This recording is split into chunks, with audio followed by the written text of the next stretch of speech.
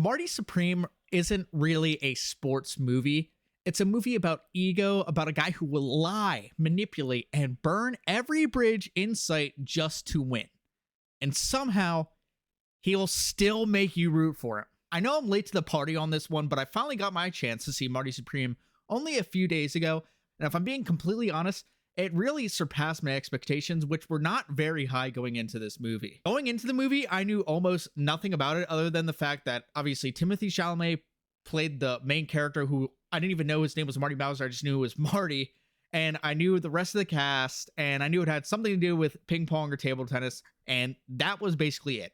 But to call this movie a sports movie, or just dumb it down to being a table tennis movie, ping pong movie, whatever you want to say, would be very disingenuous to what it actually is. Because while the sport is obviously a huge part of the plot, this movie is way more interested in one thing above all else: Marty Mauser, and how far he's willing to go, who he's willing to use, and how much destruction he's willing to leave behind in this endless pursuit of being on top. And correct me if I'm wrong, but the real kicker for me personally when I think about this movie over the last couple of days is that it doesn't even feel like Marty is doing all the things he does in this movie out of this pure passion for the sport of ping pong / table tennis, where he's talking about how he aims to be the #1 player. He wants to get to the top. He wants to win the world championship.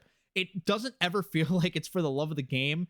It's always just about his humongous ego, its obsession. It is narcissism. I know I mentioned this in a small way already, but one of the main engines driving this entire story and film throughout the whole entire thing, driving it forward, driving the plot forward, is Marty's manipulation of everyone around him. He weaponizes his wit, his charm, his confidence to dupe almost every character, if not every character you come across in this film that he interacts with. There's this one line that I just keep thinking back to when I think back to watching this movie, and it's when he says to his uncle, I don't have it like line for line here, but he says something along the lines of, I could sell shoes to an amputee. And I think this line might as well be a thesis statement for the character Marty Mauser. The plot in this movie moves forward almost exclusively because Marty creates problems, and instead of fixing them or taking responsibility, he always doubles down, even when you think there might be a sliver of hope that maybe Marty, he finally grew up, he finally learned from his past mistakes. He never does. He does not learn once in this movie. The only time he really slows down is at the very end, and it's a pretty surreal, it's a pretty impactful moment. I don't want to spoil that, but throughout the movie, like I said, he doubles down, he expands his problems, and then he drags everyone else into the messes he makes with him. His problems never stay his problems. They become everyone else's. And it's not like this is a one-time thing with characters throughout the movie. We see it again and again and again with every major player in the film: Rockwell, Kay, Wally, Rachel. Nobody is safe from the storm that is Marty Mauser. And yet, despite all that, despite how selfish, manipulative, and openly destructive he is, by the time we reach his final match against Endo, I still found myself rooting for him. I wanted to see him win. I wanted to see him win, knowing full well this guy is an asshole. He does not deserve this. Every opportunity that somebody gives him as a good opportunity, he spits in their face, always pushing his luck too far. And I was literally audibly like cheering in this theater when he would get those late game points in the game. I was like, let's go, Marty. I was extremely hype. And I just think that speaks to Timmy's performance. Chalamet, outstanding performance. We'll get into that right now. Chalamet is completely magnetic in this role, and the script walks this incredibly fine line where Marty is clearly a terrible person, an asshole, like I've been saying, but somehow he is still compelling, and it's still watchable, and he's still someone you want to see win. Full credit to Safdie here, because Safdie obviously knows how to make a narcissist. He knows how to make a character like this work without losing the audience, without making the audience out on this character.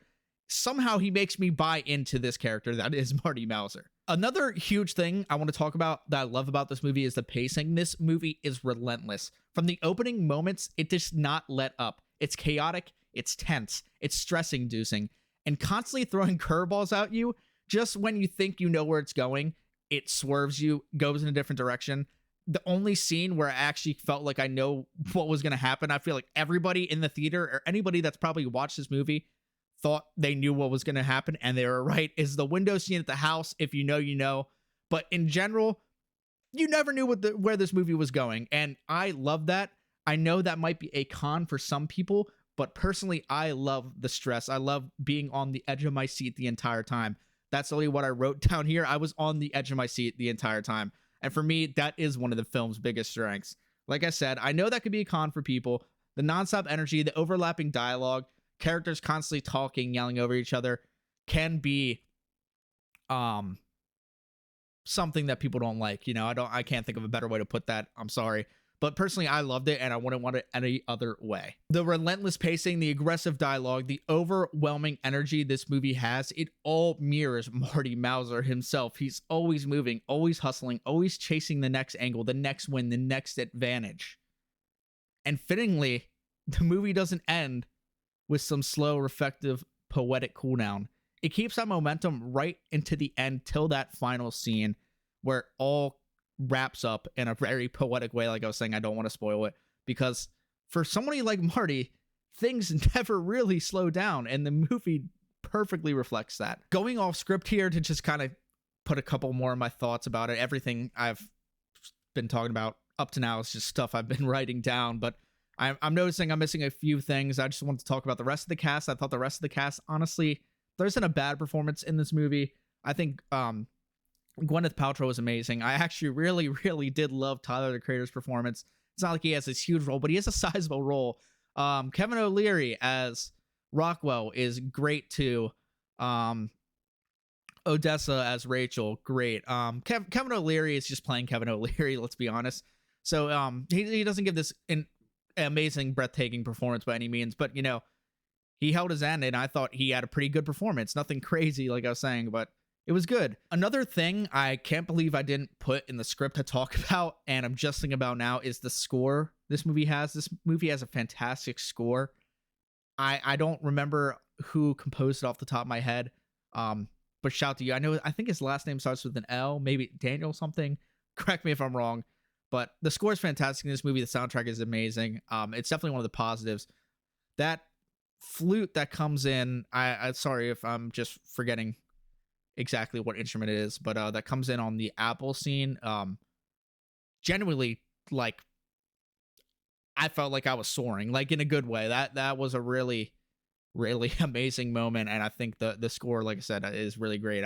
I'm honestly probably going to listen to it after this just to remember it. But yeah, if you couldn't tell, I obviously very much like this movie. I thought Timothée Chalamet gave an Oscar-worthy performance. In fact, I think he should win Best Actor at the Oscars. If it's not him, DiCaprio. I know that's probably an unpopular opinion. I know a lot of people are upset that Michael B. Jordan's getting snubbed from a lot of these awards for Sinners now that Marty Supremus came out, but I think that Timothée Chalamet gave the best performance of the year, in my opinion. But there's still a couple films I haven't got to see, so we'll see if that changes. However, I still would give Best Picture to One Battle After Another. I still think that was the best movie that came out this year. Excellent work by Paul Thomas Anderson, but that's a whole nother conversation. This is my first time doing a film review or something like this. I had a lot of fun making this video, writing up the script, so I hope you guys enjoy it.